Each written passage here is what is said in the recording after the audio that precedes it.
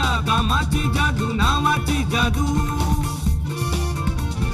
बघूयात यांच्या या हुकमी टेक्यांची दुसरी बाजू दुसरी बाजू दुसरी बाजू दुसरी बाजू.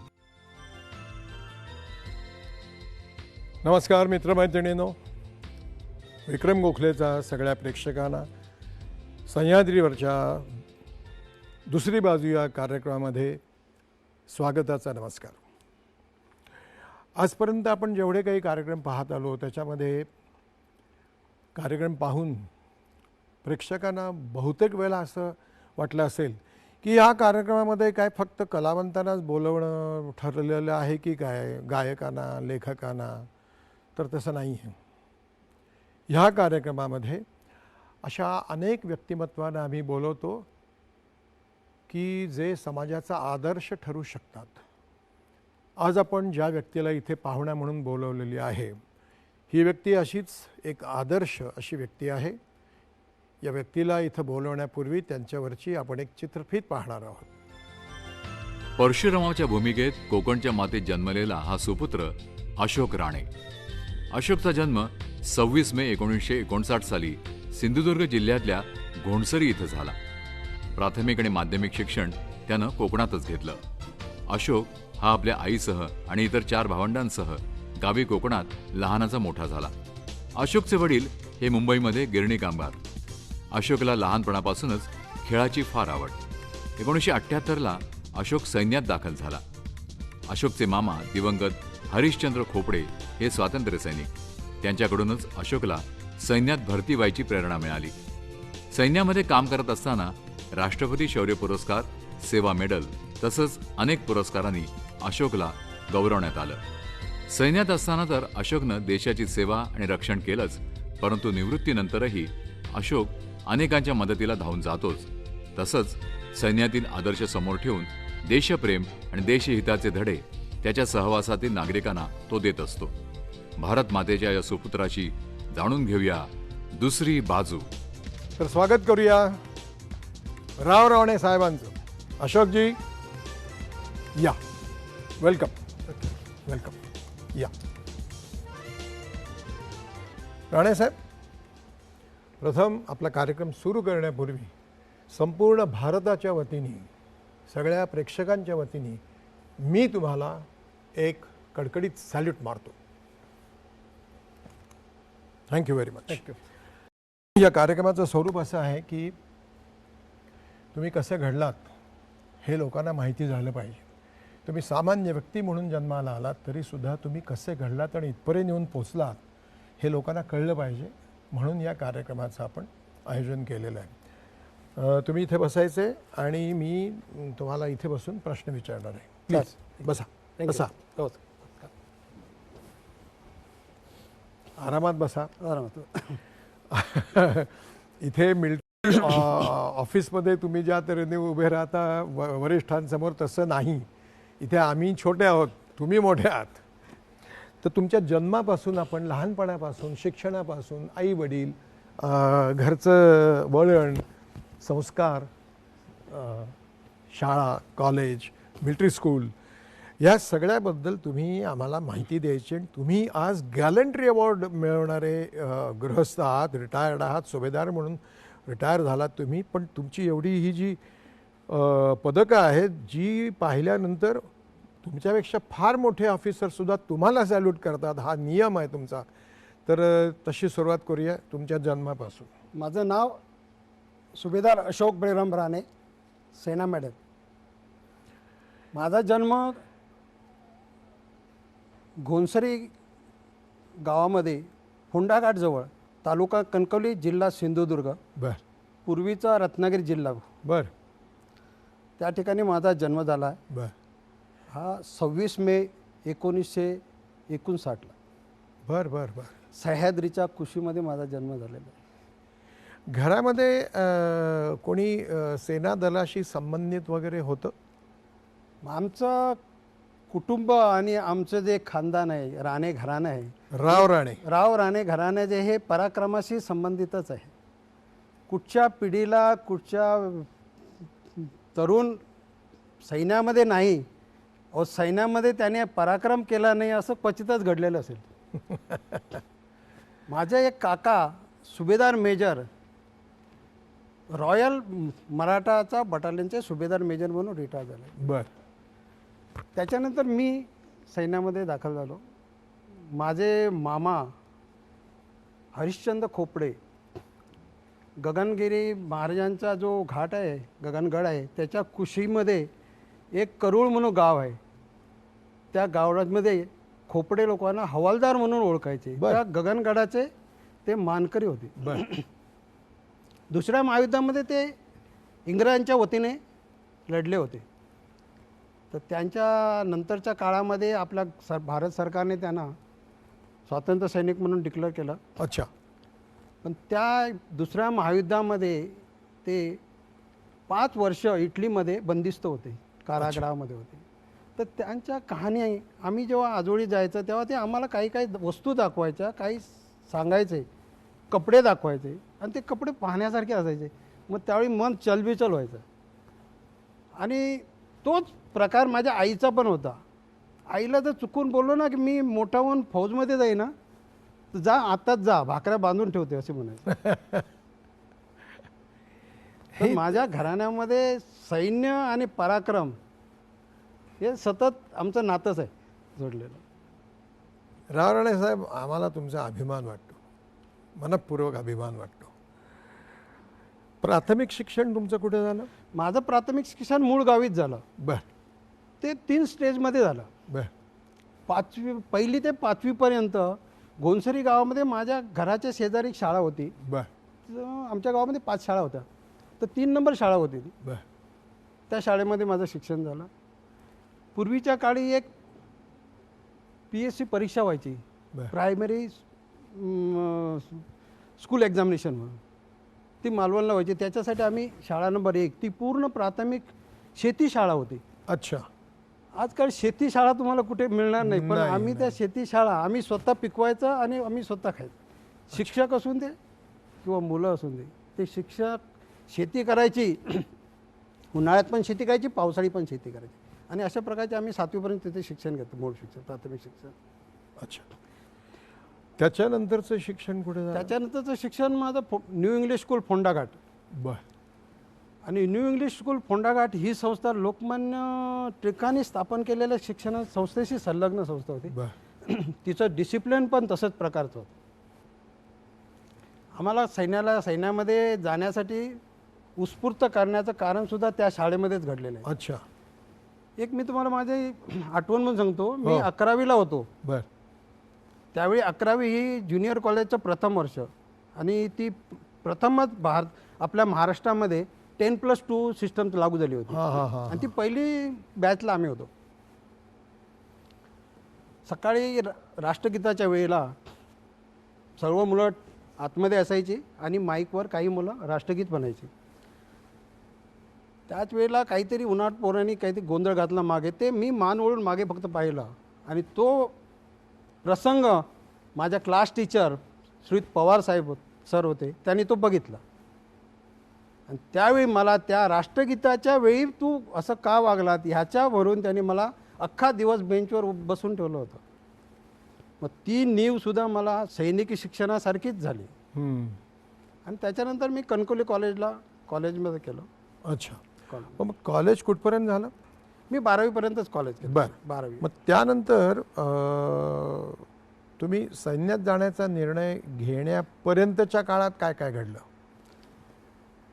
म्हणजे आता तू 12वी झालास तर लवकर तू नोकरीला लाग आणि घरात मदत करायला सुरुवात कर, शेतीवाडीकडे बघ, असं झालं का डायरेक्ट तुम्हाला मिलिटरीचं हे चाला? हे चालूच होतं. मी 12वीत खरं सांगायचं म्हणजे प्रथम प्रयत्नात पास झालो नाही. बर. ऑक्टोबरला परीक्षा दिली. तोपर्यंत शेती पण करायची. बर.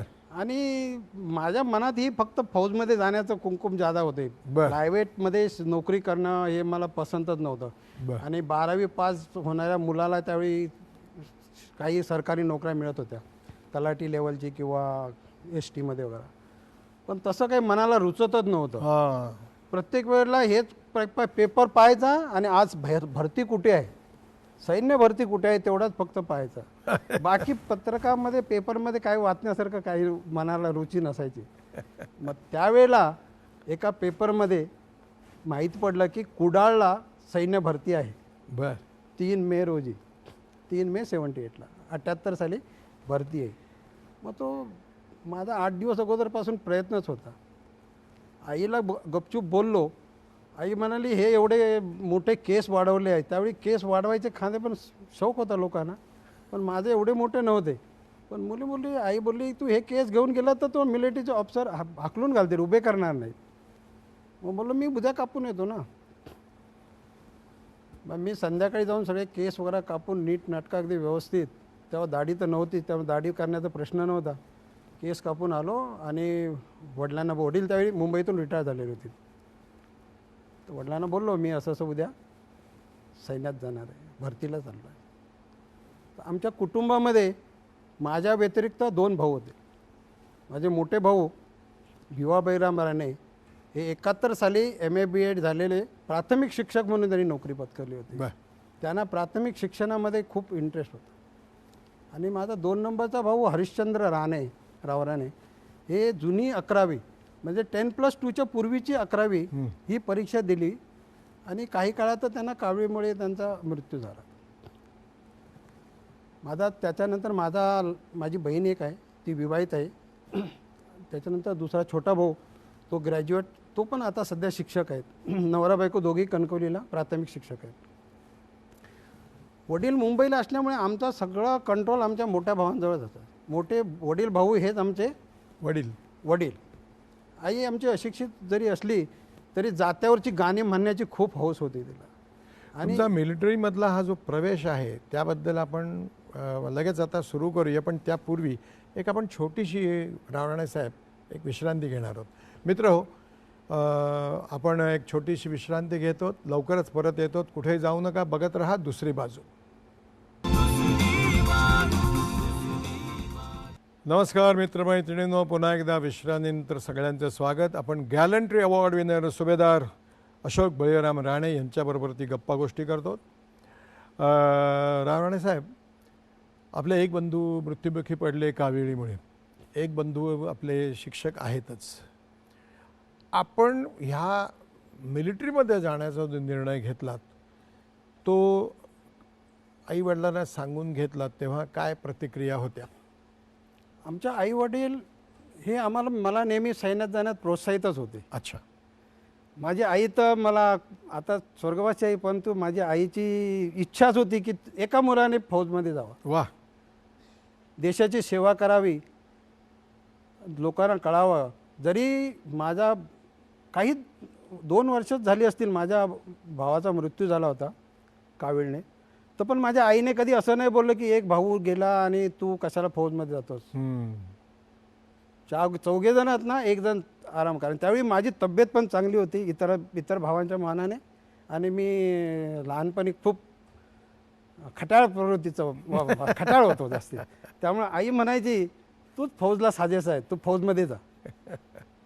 आमचे मोठे भाऊने शिक्षक पेशा पत्करला. हो. आई वडील दोघे शेती करायचे का? वडील तर इथे मुंबईला होते. वडील माझे मुंबईला पण शेतीकडे लक्ष मोठा भाऊ द्यायचा. मोठा भाऊ शेतीकडे लक्ष द्यायचा, पण आई आमची शेती जास्ती शेती आम्ही कमी करायचा. शेती इतरांना जास्त करायला द्यायची. मग त्याचं धान्य यायचं ते आम्ही त्याच्यावरच आमचं जास्ती करता. आजी होती, तर आमचं स्वतःचा सगळा संसार होता. अच्छा. मग तुमचं बालपण जे गेलं ते असं या प्रकारे गेलं की तुम्ही तुमच्याच ह्याच्याप्रमाणे जरा वांड होतात असं म्हणूया आपण. परंतु तुमच्या मातोश्रींचं असं म्हणणं होतं की तुम्ही सैन्यात जायला पाहिजे, काय हरकत नाही माझी वगैरे. ह्या तुमच्या एकूण जो तुमचा वागणुकीचा प्रकार होता लहानपणातला, त्याबद्दल मोठा भाऊ, कारण वडील मुंबईत असायचं, तर मोठ्या भावाच्या रिॲक्शन्स काय असायच्या? मोठा भाऊ तर आमचा एकदम स्ट्रिक्ट आर्मी कमांडर सारखंच होते. काही चुकलं की लगेच छडी काढायची. पण आमचं खट्याळ प्रवृत्ती, त्यामुळे आम्हाला काही बसवत नव्हते. शाळेत काही झालं तरी शिक्षक लोक, पूर्वीच्या शिक्षकांचा हा घरोबा असायचा. खाली नुसते शिक्षक नव्हते, त्यांना घरातली सगळी जाणकारी असायची. आम्ही कसे वागतो आणि कोणाला सांगितलं तर ह्याच्यावर कंट्रोल होईल. अभ्यासात तर उत्तम. पूर्वी अभ्यासमध्ये काही ट्युशन्स वगैरे नव्हत्या. शाळेत जो अभ्यास केला नाही तर घरी यायचा आणि रात्री पुन्हा शिक्षकांच्या घरी जायचं. अच्छा. दिवा लावून तिथे ट्युशन करायचे आणि रात्री यायचं, नाही तर सकाळी उठून यायचं. ही सगळं धावपळीतच असायचं. तर आमच्या पायाला कुठे ब्रेक नव्हता. शाळा सुटली की धावत घरी यायचं, घरी भाकऱ्या खायच्या, पुन्हा ट्युशनला जायचं, मिळेल ते काम करायचं शेतीचं, आई सांगेल तसं.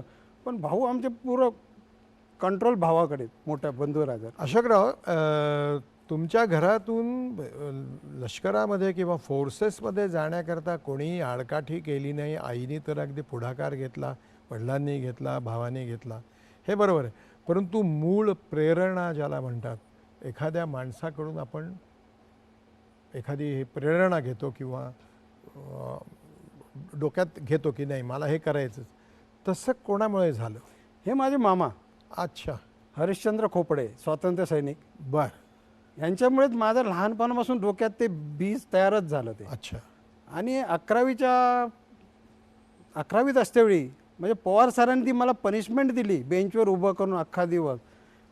राष्ट्रगीताला सन्मान द्यायलाच पाहिजे हे त्यावेळी आम्हाला ते आमच्या डोक्यात आलं आणि आम्ही ते शिक्षेद्वारे म्हणा किंवा आम्हाला ते कळून चुकलं. आणि त्याच्यानंतर त्याच वर्षी मी पहिली सैनिकी भरतीची जी अटेंड केलं मी फोंडाघाटमध्ये, तिथे मी पास झालो होतो, पण जरा वजनमध्ये कमी पडलो. म्हणजे कमी होतं का जास्त होतं? वजन कमी होतं. अच्छा अच्छा अच्छा. तर त्यावेळी मला सगळं पास केल्यानंतर बोलले होते की तू नाही, अमुक पुढच्या वेळेला तू आमच्याकडे ये, थोडं वजन वाजून ये, 1 किलो वजन वाढलं तर तुला आम्ही नक्कीच घेऊ. मग त्यावेळी केळी, पाणी हे सारखं खाणं चाललं. आणि 5-6 महिन्यानंतर पुन्हा जेव्हा भरतीची वेळ आली ते केलं. तुम्ही आत्ता म्हणलात राव राणे साहेब की राष्ट्रगीत चालू असताना तुम्ही फक्त कसला गोंधळ आहे म्हणून पाठीमागे बघून मान वळवलीत, म्हणून तुम्हाला दिवसभर शासन झालं. बरोबर आहे ना? हो. नुकताच सुप्रीम कोर्टाने निर्णय दिलेला आहे की राष्ट्रगीताला तुम्ही नाही उभं राहिलात तरी चालेल, तुम्ही उभं राहिल्यामुळेच तुम्ही राष्ट्रभक्त आहात असं सिद्ध होत नाही. तुम्ही बसून राहिलात तरी चालेल. उद्या कदाचित पुढे असंही होऊ शकेल, आणखीन कुठलं तरी पुढचा निर्णय असू शकेल की मी तुम्ही राष्ट्रगीत चालू असताना बिडी ओढलीत तरी चालेल, दारू प्यायलात तरी चालेल, काही होऊ शकेल ह्या आत्ताच्या काळामध्ये. असो, ज्या तऱ्हेचं शिक्षण दिलं जातं, ज्या तऱ्हेची शिस्त लावली जाते सैन्यामध्ये, तुम्ही जेव्हा पहिली 2-3 वर्ष जी काही किंवा वर्षभर, त्याबद्दल जरा, कारण ते फार खडतर असतं हे मला माहिती आहे. मी SSBला सिलेक्ट झालेला माणूस होतो, शॉर्ट सर्व्हिस कमिशन. PSBलाही झालो होतो, SSBलाही झालो होतो. मला माहिती आहे ते काय असतं ते. आणि माझी NCCमध्ये 3-4 वर्ष गेलेली आहेत. तर तुम्ही तुमच्या तोंडाने सांगा जरा. पहिलं मी भरती कसं झालो बघा. मी ज्यावेळी आदल्या दिवशी मी सगळं तयारी करून वडिलांना परमिशन घेऊन सकाळी 4:30 वाजता, माझ्याकडे काही साधन नव्हतं, कुडाळला जायचं. कुडाळ हे माझ्या गावापासून कमीत कमी 50 किलोमीटर लांबीचं अंतर आहे. तर मी एका माझ्या शेजारच्या मुलाची सायकल घेऊन फोंडा शहर गाठलं 4:30 वाजता सकाळी. आणि त्यावेळी पहाटे एवढ्या ST नव्हत्या. मग एक ट्रक पकडला. सायकल त्याची तशीच ठेवली, बिना लॉक लावली. कोणा एक त्याला अंदाज सांगलो, अमुक दुकानदाराच्या मागे तिथे तुझी सायकल मिळेल. मग ट्रक पकडून मी कुडाळला गेलो. कुडाळला जाईपर्यंत 8:30 वाजले. तोपर्यंत यांची प्रक्रिया चालू झालेली होती. पण जिथे मला ट्रकने हायवेला सोडलं, तिथून जे शासकीय विश्रामगृह होतं ते 2.5 ते 3 किलोमीटर होतं. मग तिथून तो धावतच गेलो तिथे. तर त्यावेळी त्यांनी सगळं ज्यांना लोकांना आतमध्ये घ्यायचं ते घेतलं होतं आणि बाकीच्यांना बंद केलं होतं. पण रनिंगची पहिली स्टार्टिंगला त्यांचं रनिंग व्हायचं, ही प्रोसेस चालू होती. आणि मी गेलो आणि असं माझं दाखवलं, हे बघा पूर्वीचं मला सिलेक्ट केलेलं आहे, मला वजनासाठी घेतलं होतं, मला भेटून दे साहेबांना. ते इन्स्ट्रक्टर जे होते त्यांनी मला आतमध्ये घेतलं दरवाजा उघडून आणि जा रनिंगला उभा राहा म्हटलं. तर तिथे काही लिस्टवर काय बनत नव्हती ना, पहिले जो येतील त्याला घ्यायच्या बाजूला. मग ते शरीर गरमच होतं, धावत आलो होतो हायवेवरून विश्रामगृहापर्यंत. तर जी सूट मारली ते सगळ्यात पहिलाच नंबर लागला. मग त्यांनी 2च माणसं सिलेक्ट करून साईडला घेतली. आणि अख्खा दिवस प्रक्रिया झाल्यानंतर 3 लोकांना फक्त सिलेक्ट केलं.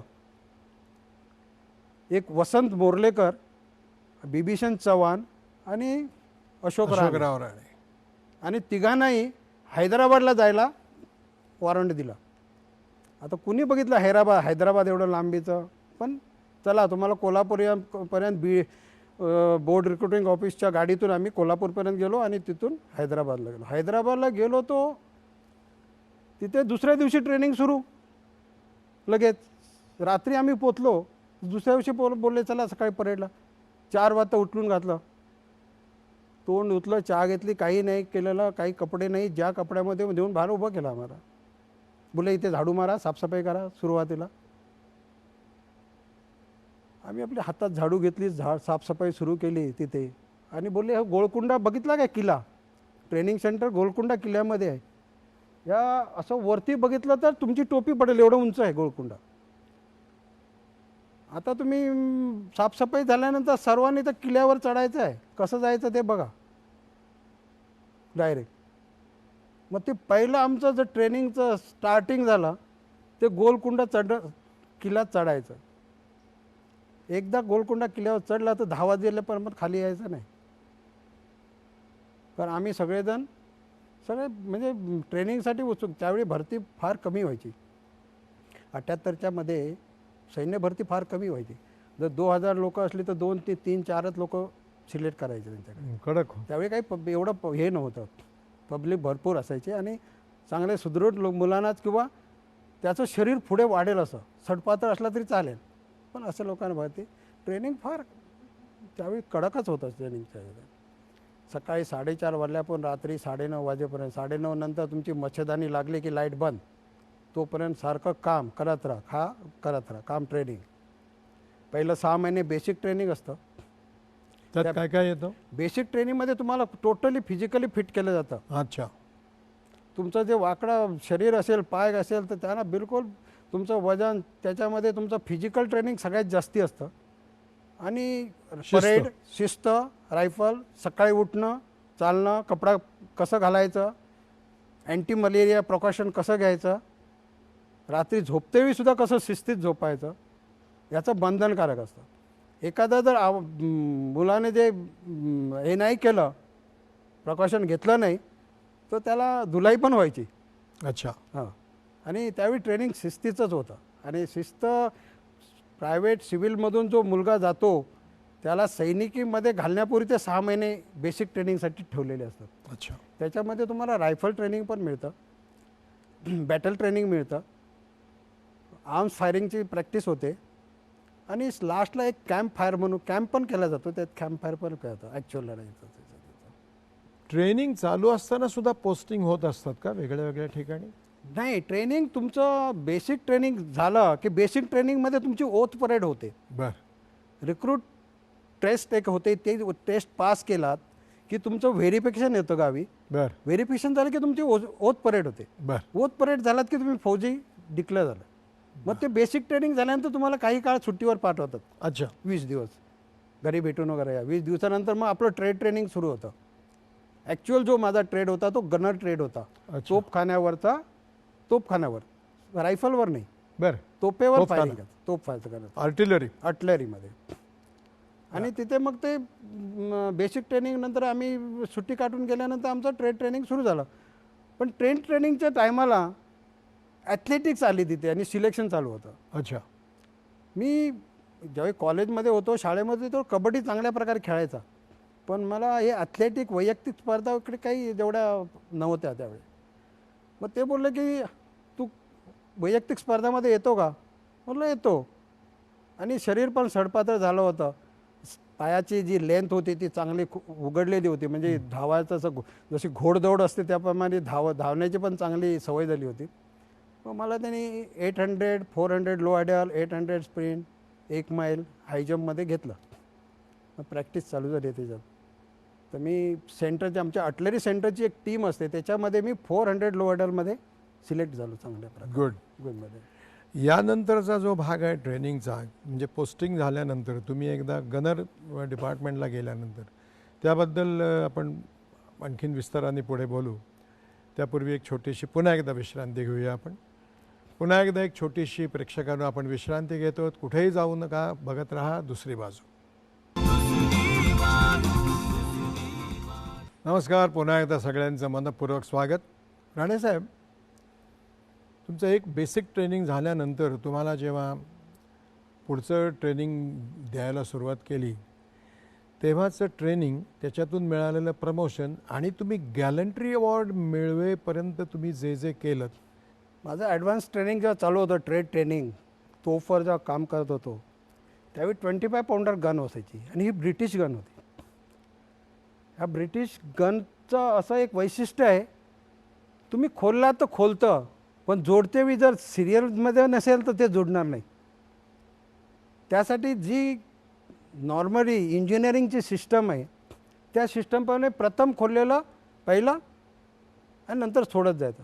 कारण आम्ही नुसतं वापरत नाही, तोप असून दे, कुठचं गाडी असून दे, कुठचं इक्विपमेंट असून दे, ते वापरण्यापूर्वी त्याला खोलणं, जोडणं, साफसफाई करणं, मेंटेन करणं तुम्हाला आलं पाहिजे, नंतरच तुम्ही वापरू शकता. जसं रायफल जर तुम्हाला वापरायची असेल तर रायफल स्पेअर पार्टमध्ये खोलून पुन्हा जोडता आली पाहिजे आणि त्याचं कॉम्पिटिशन असतं. अच्छा, हो. युद्धाच्या वेळी तुम्ही समोर शत्रू असेल आणि रायफल तुमची जर ब्रेकडाऊन झाली तर त्याच्यात जर काही रोग आला तर तो रोग दूर करायला तुम्हाला क्षणाचा विलंब लागता कामा नये. असंच गनचं पण, तोफेचं पण आहे. आणि ती तोफ प्लॅटफॉर्मवर चढवायला एवढी मेहनत लागते की अक्षरशः खाली उतरलेली गन ही प्लॅटफॉर्मवर चढवायची असते आणि त्याच्यासाठी आम्हाला 9 महिन्याचं ट्रेनिंग जातं त्या गनवर काम करायला. त्या ट्रेनिंगच्या दौरानच ॲथलेटिक्स चालू होते. ॲथलेटिक्समध्ये मी 800चा चांगला प्लेअर होतो. 440 ग्राउंडच्या, ॲथलेटिक ग्राउंडचे 2 चक्कर मारायचे असतात, चांगला मी प्लेअर होतो. तर त्यावेळी अशी सिस्टम होती सेंटरमध्ये की स्पोर्ट्समॅनला डिमांड होतं. तर माझ्या ज्या युनिटमध्ये माझी आता पोस्टिंग झाली होती त्या पोस्टिंगचे व्हाईस कमांडिंग ऑफिसर कर्नल सूद हे तिथे आले होते आणि त्यांनी मला पाहिलं आणि मला बोलले, त्यांनी सिलेक्ट केलं. म्हणजे जसं पाटीवर हे लिहितात ना, नंबर लिहितात, त्याप्रमाणे माझ्या रेकॉर्डवर त्यांनी नंबर लिहिला. हा 299 फील्ड रेजिमेंटसाठी राखीव आहे, ट्रेनिंग झाली की हरभर. अच्छा.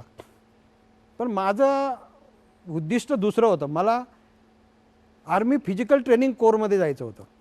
हा काय प्रकार? हे आर्मी फिजिकल ट्रेनिंग कोर आहे. हे जेवढे ट्रेनिंग सेंटर्स आहेत, जेव्हा ऑफिसर्स NDA असून दे, IMA असून दे, कुठची प्रबोधिनी असून दे किंवा कुठच्याही सेंटर्स असून दे, त्याच्यामध्ये हे फिजिकल ट्रेनिंगचे इन्स्ट्रक्टर असतात आणि त्याच्यासाठी तो एक पुण्यामध्ये कोर्स असतो. पुण्यामध्ये कुठे कोर्स असतो? पुण्याला कोर्स आहे तो, पार्वतीच्या शेजारी तिथे. अच्छा अच्छा अच्छा. रामटेकडी आहे ना, हां. त्या इथे, जिथे पूर्वी बॉबी पिक्चरचं शूटिंग झालं होतं बर त्याकडून. मग तिथे मला ट्रेनिंग घ्यायचं होती, इच्छा होती माझी. बर. तर नाही बोलले, तुम्हाला इथे बेनिफिट नाही होणार, आमचं न्यू रेजिमेंट आहे, तुम्ही आमच्याकडे चला, तुम्हाला तिथे खूप प्रमोशन मिळेल, बर. ट्रेनिंग मिळेल आणि तिथून पाहिजे तर तुम्हाला आम्ही फिजिकल ट्रेनिंग कोर्सला पाठवूया. पण मी ते मानलं त्यांची बात. मग प्रमोशन तेव्हाच मिळालं का? नाही, तेव्हा प्रमोशन नाही. त्याच्यानंतर माझी ट्रेनिंग संपल्यानंतर मी 299 फील्ड रेजिमेंट, जे देहरादूनला होतं त्यावेळी, बर. तिथे माझी पोस्टिंग झाली. अच्छा. मी तिथे गेलो, एक रात्रीची विश्रांती गेली, एक रात्रीचा शिपाई राहिलो मी फक्त. दुसऱ्या दिवशी ॲथलेटिक मीट्स होत्या ब्रिगेड लेवलच्या. ब्रिगेड म्हणजे कमीत कमी 5-6 रेजिमेंटचा एक ग्रुप असतो आणि त्यांचा कमांडंट ब्रिगेडियर असतात. त्यांची जी इंटर सब युनिट जी टुर्नामेंट होती त्याच्यामध्ये मी लो हॅडल 400 बाधा दौड जी असते ती फायनल मारली आणि त्याच्या शर्यतीमध्ये बरेच मातब्बार खिलाडी होते, जुने लोक. मग त्या सगळ्यांवर मात करून सगळ्यात कमी टायमिंगमध्ये मी तो 400 लो हॅडल जिंकल्याबरोबर माझा कमांडर खुश झाले आणि त्याने मला त्यावेळी विदाउट पेमेंटचं अनपेड लास्ट नाईक बनवलं. हे माझं स्टार्टिंगचं प्रमोशन. एका दिवसाच्या शिपायाला त्यांनी लास्ट नाईक बनवलं. Very good. लग्न कधी झालं राव साहेब तुमचं? मी जमशेदपूरला होतो बर. पोस्टिंगला.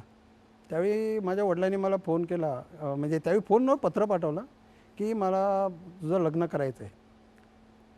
माझं वय जवळजवळ 30 झालं होतं ते. तर मी बोललो मी येतो. तर आमच्याकडे आईवडिलांनी एकदा मुली बघितल्यानंतर आपण काही बोलायचं नाही, ही आपली परंपराच आहे. त्याप्रमाणे लग्नाची सगळी तयारी झाली. तर मी कमांडिंग ऑफिसरला मी सुट्टीसाठी अर्ज केला. तर ते कमांडिंग ऑफिसर बोलला की तू वर्षभर खेळामध्ये असतोस आणि आता खेळाच्या टायमाला तू गावी जातो लग्न करायला. ही पहिली क्रॉस कंट्री जिंका रेजिमेंटची इंटर मग सब लग्न युनिट करा. आणि मग लग्न करा. बर. तर काही विलाज नाही आहे, कारण त्यावेळी मी त्यावेळी ज्युनियर कमिशन मला मिळायचं होतं आणि मी सगळ्या शर्ती पास केलेल्या होत्या. त्यामुळे त्यांचा शब्द डावलणं कठीण नाही. आणि ही वर्षातून एकदाच वेळ येते की इंटर सब खेळात जिंकणं त्या रेजिमेंटला खूप मानाचं स्थान आहे आणि जिंकून देणं हे आमचं कर्तव्य आहे. अख्खा वर्षभर आम्ही त्या खेळासाठी प्रॅक्टिस करत असतो. फुटबॉल असून दे, व्हॉलीबॉल असून दे, क्रिकेट खेळलं जात नव्हतं, ॲथलेटिक वैयक्तिक स्पर्धा, बॉक्सिंग ह्याच्यासाठी. मग आम्ही ते सकाळी ज्या दिवशी मला यायचं होतं संध्याकाळी माझं रिझर्वेशन केलेलं होतं गीतांजली एक्सप्रेसचं. सकाळी क्रॉस कंट्री होती इंटर युनिट आणि त्या युनिटमध्ये क्रॉस कंट्रीमध्ये आमचं युनिट रेजिमेंट ट्रॉफी जिंकल्याबरोबर कमांडर खुश झाला. बोलला तुम्ही आता सुट्टीवर जा. रावणे साहेब, तुम्ही आता इथपर्यंत ती मजल मारलीत तुम्ही.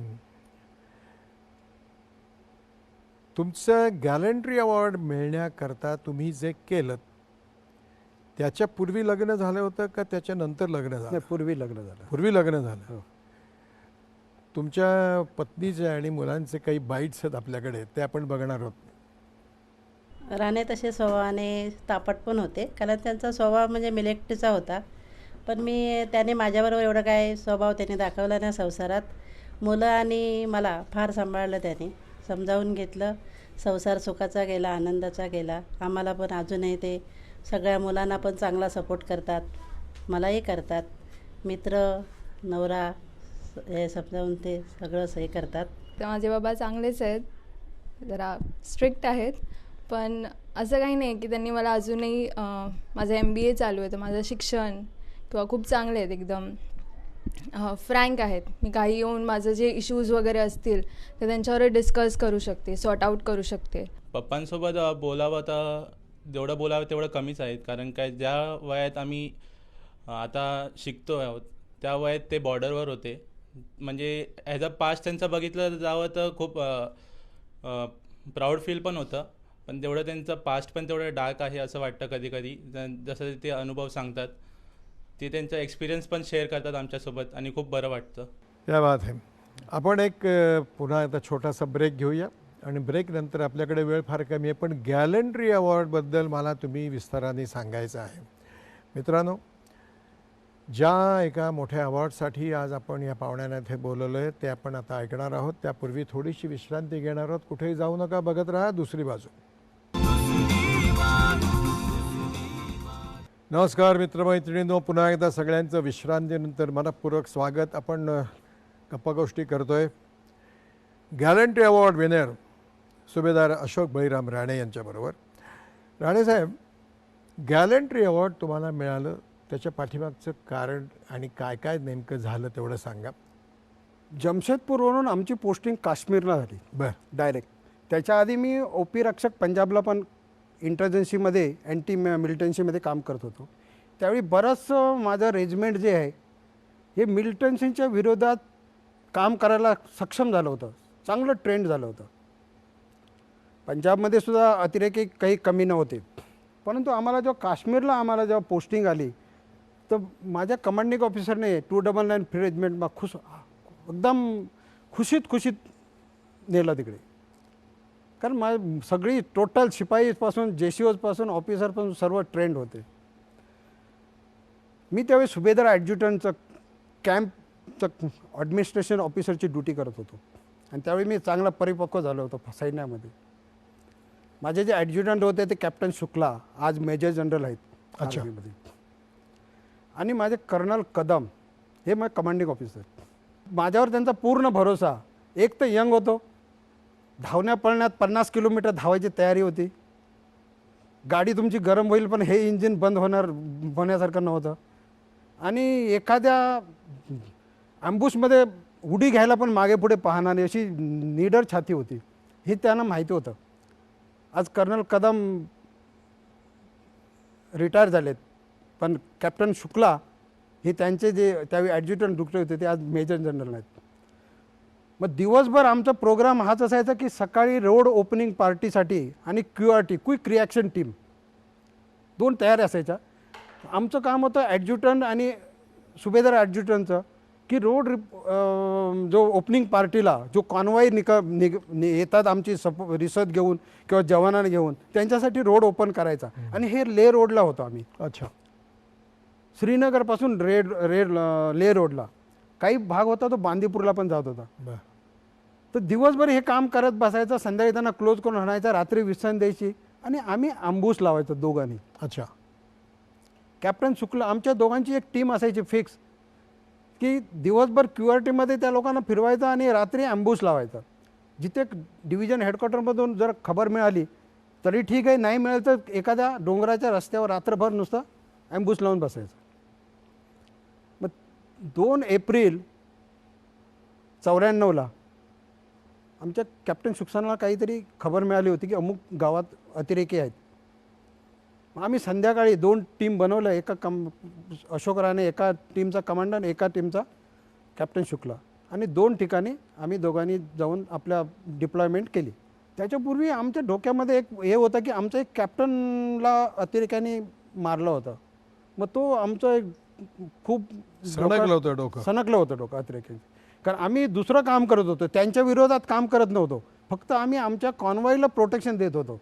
पण ज्यावेळी आमचे कॅप्टन ते वीर चक्र होते, VRC बोलायचे त्यावेळी, मग त्यावेळी आमचं डोकं त्यांचं पण होतं आणि आम्ही पण होतो की आपण हे धंदाच करायचा आता.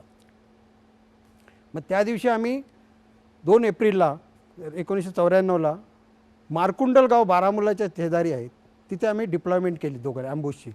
गावाच्या त्या बाजूला त्याने घेतली, मी ह्या बाजूला. मॅपवर सगळं map to ground, ground to map आम्ही सगळं ब्रीफिंग वगैरे झाल्यानंतर आम्ही आमची टीम घेतली. टीममध्ये जास्ती लोक नसतात, 10 लोकच असतात. फक्त एक लाईट मशीन गन आणि प्रत्येकाचा कार्बाईन आणि SLR आणि जरूरत पडली तर ग्रेनेड. हे काय 9mm कार्बाईड असते? 9mm carbine. हे क्लोज फायटिंगसाठी झालं होतं. पण माझ्याकडे ते एक होतं, ते एका अतिरेक्याचा रिकवर केलेली AK-47 होती आणि मी ती जमा करत नव्हतो. अच्छा. सुट्टीवर यायचं, कारण प्रत्येकाला आम्ही हत्यारच इश्यू करून ठेवलेले होते. प्रत्येकाने आपल्या शेजारी अम्युनिशन हत्यार घ्यायचं. रात्री जरी तुम्हाला जर अचानक बोललं की 2 वाजता उठायचं तर 2 वाजता तुम्ही तयार व्हायला पाहिजे. महिन्यातून 2-3 वेळा आम्ही कुठच्या तरी गावाला कॉर्डन सर्च करायचं, तिथे शोधकार्य करायचं, अतिरेकी पकडून आणायचे, इंट्रोगेशन करायचं, खबर घ्यायची, मग अतिरेकी त्यांच्या स्थळावर जाऊन अटक करायचं. हे 2 एप्रिल 94ला काय झालं रात्री? त्यावेळी त्या दिवशी आम्ही दोघांनी डिप्लॉयमेंट केल्यानंतर 9 वाजण्याच्या सुमारास माझा जो नेव्हिगेटर होता त्याने ऐकलं की 2 लोक आपल्याकडे येत आहेत. तो नाईट व्हिजन असतं आमच्याकडे, अंधारात दिसणार. तर 2 लोक येत आहेत. मी म्हटलं येऊन दे त्यांना, आपल्या रेंजमध्ये जोपर्यंत येत नाही तोपर्यंत काही मुवमेंट नाही करायची.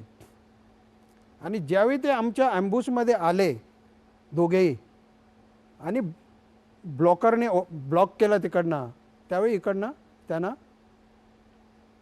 त्यांच्यावर त्यांचं थंब पुकारलं जातं तिथे. जसं ते अतिरेकी आम्हाला पूर्वी माहीत नव्हतं ते अतिरेकी आहेत, पण ज्यावेळी आम्ही त्यांना चॅलेंज केल्याबरोबर ते अतिरेकी कन्वर्ट झाले. फायर त्यांनी सुरू केलं त्यांच्याकडचं, कारण ते ॲप्रॉनमध्ये हत्यार घातलेले ते विजरमध्ये दिसत नव्हतं. मी लगेच माझ्या LMG गनरला त्याला सांगितलं की फायर करो. जेव्हा फायरिंग सुरू केली तर त्यांनी LMG गन ही स्नॅप शूटरसारखी एकदम क्विक ॲटोमॅटिक फायर करते.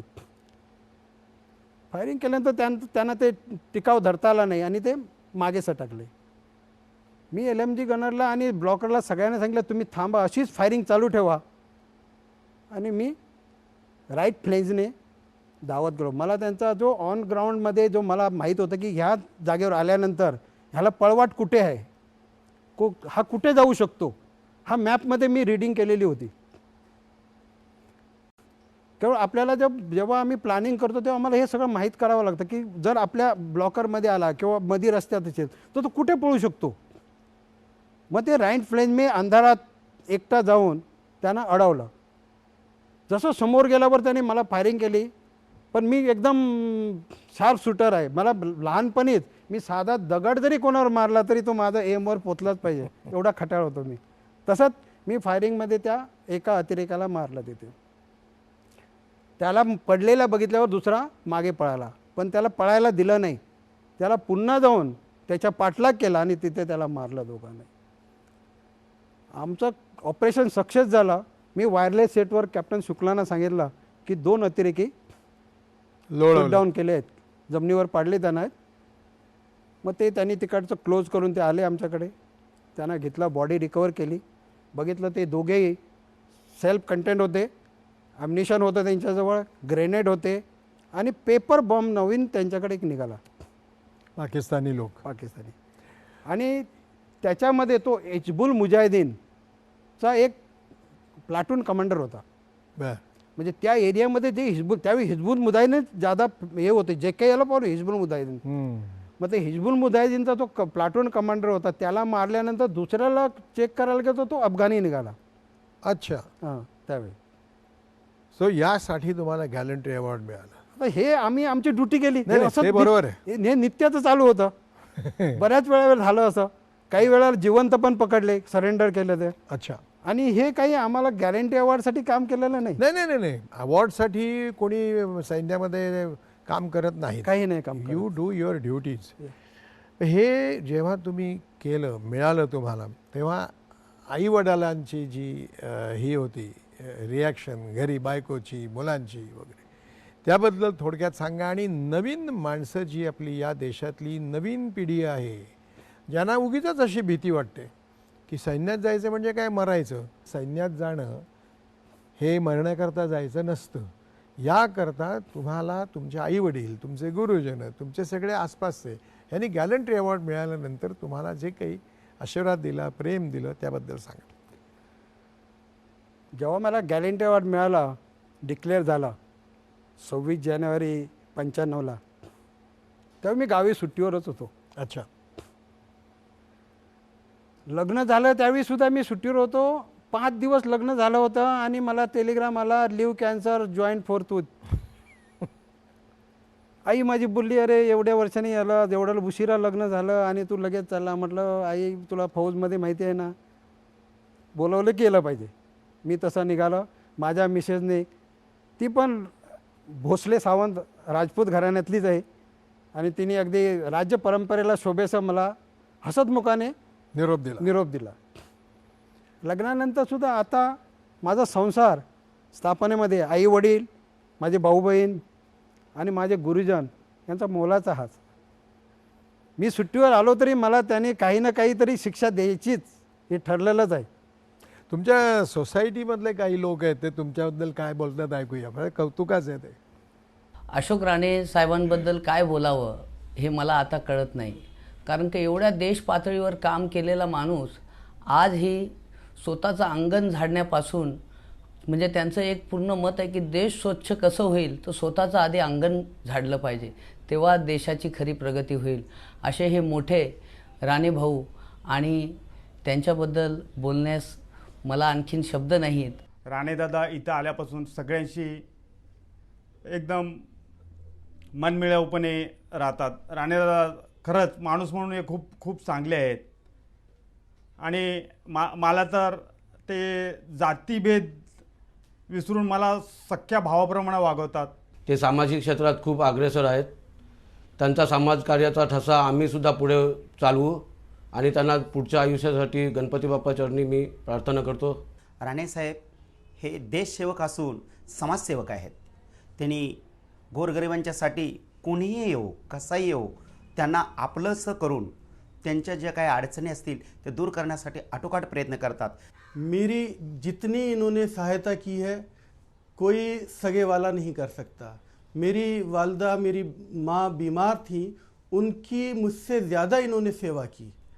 ऐसा सेवाधारी, ऐसा कोऑपरेटिव मुझे कहीं आसपास दिखाई नहीं देता. He is a very grateful man. I am very grateful to thank him. He is a very down to earth man. He is a very energetic man. सोसायटीमध्ये एवढं कौतुक वाटायला येत आहे असं म्हटल्यानंतर खरं म्हणजे सगळ्याच तरुणांनी विशेषतः लक्ष दिलं पाहिजे याकडे. रिटायरमेंट नंतर नाही म्हणजे इथे फक्त मरायला जातात असा हा जो चुकीचा समज झालेला आहे तो नाहीसा झाला पाहिजे. आपली मान ताठ कशी ठेवायची हे तुम्ही नव्या पिढीला तुमच्यासारख्या लोकांनी दाखवून दिलेलं आहे. या सगळ्याबद्दल मी तुम्हाला पुन्हा एकदा मी आता उभं राहिल्यानंतर सॅल्यूट करेन. आणि you really are great people. तुम्ही आमच्यासाठी म्हणजे अवॉर्ड मिळवण्याकरता नाही, आमच्या संरक्षणासाठी घरदार बायका मुलं आई वडील सगळ्यांना घरी ठेवून तुम्ही 24 तास सगळी नातीगोती विसरून, धर्म विसरून, देवळं मशीद चर्च सगळं विसरून एकत्र उभे राहून 24 तास अखंड पहारा देता. त्याच्याबद्दल तुम्हाला you people are really great. आमच्या दृष्टीने माझ्या दृष्टीने सैनिक पहिला, त्याच्यानंतर शेतकरी दुसरा आणि नंतर आम्ही किड्यामुंगीसारखे दुसरे, असं माझं मत आहे. तुम्ही काय सांगू शकाल आता निवृत्तीनंतर तुम्ही जे काही आयुष्य जगता आहात ते आजपर्यंतचा प्रवास हे सांगतानाच आजच्या पिढीला तुम्ही काय सांगू शकाल? मी 31 मार्च 1996ला रिटायरमेंट घेतली, व्हॉलेंटरी रिटायरमेंट घेतली. सैन्यामध्ये मी 19 वर्ष सर्व्हिस केली. ते तुम्हाला मी सांगितलं. रिटायरमेंटनंतर मी मुंबईतच आलो.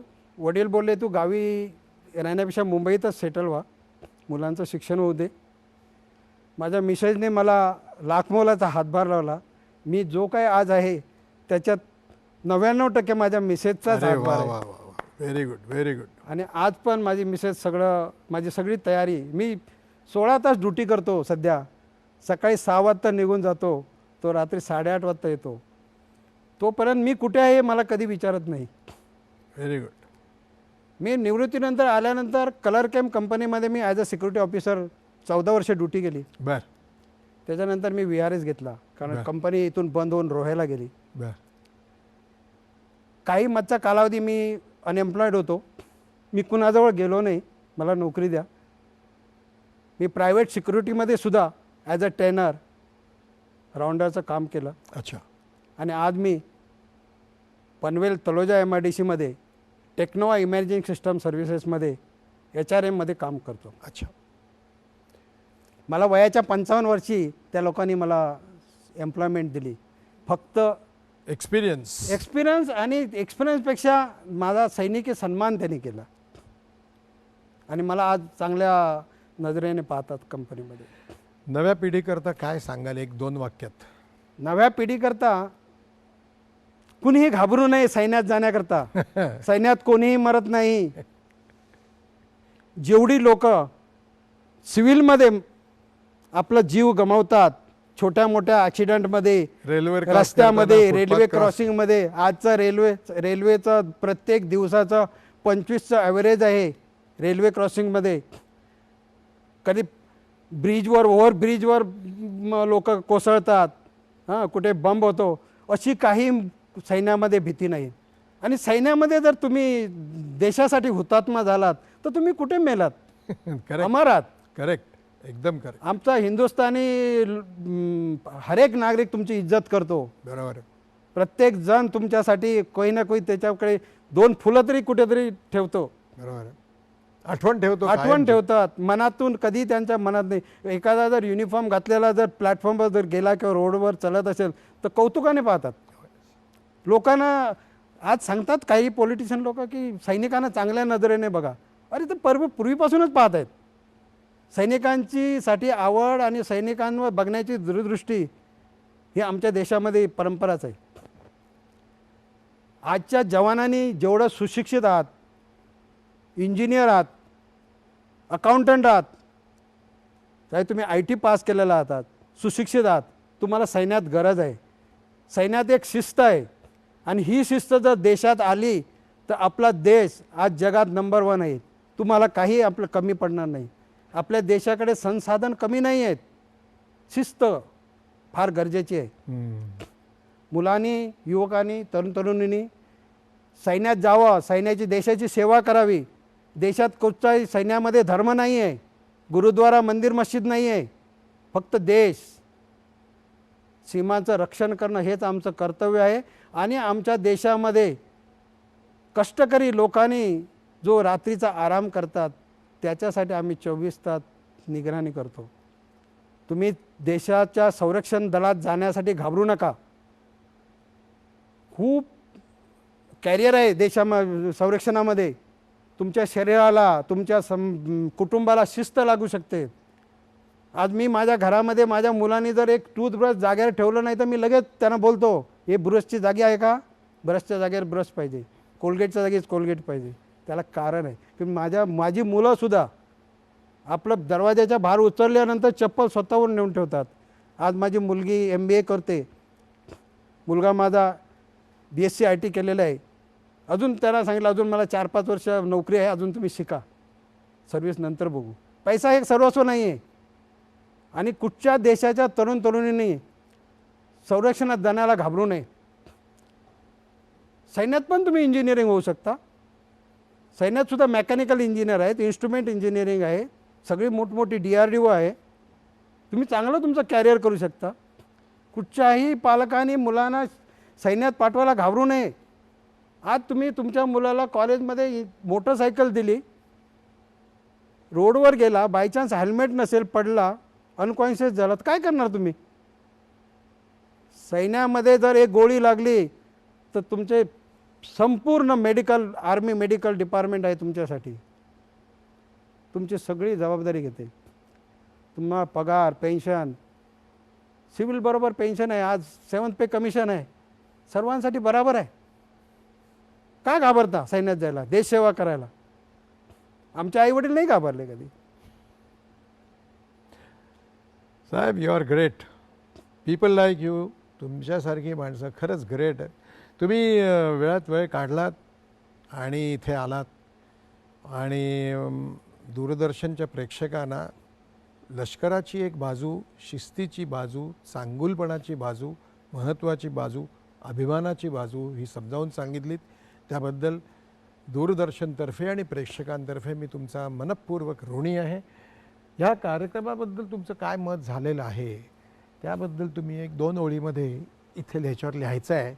तुमचा एक झकास फोटो, देखणा फोटो इथे मी लावलेला आहे आणि शेजारी तुम्ही 4 ओळी याच्यावर लिहायच्यात. आणि नंतर पुन्हा एकदा माझ्याकडून एक सगळ्यांच्या तर्फे सॅल्यूट स्वीकारून मग इथून निघायचं आहे. आपण बसा इथे. हा आपला फोटो.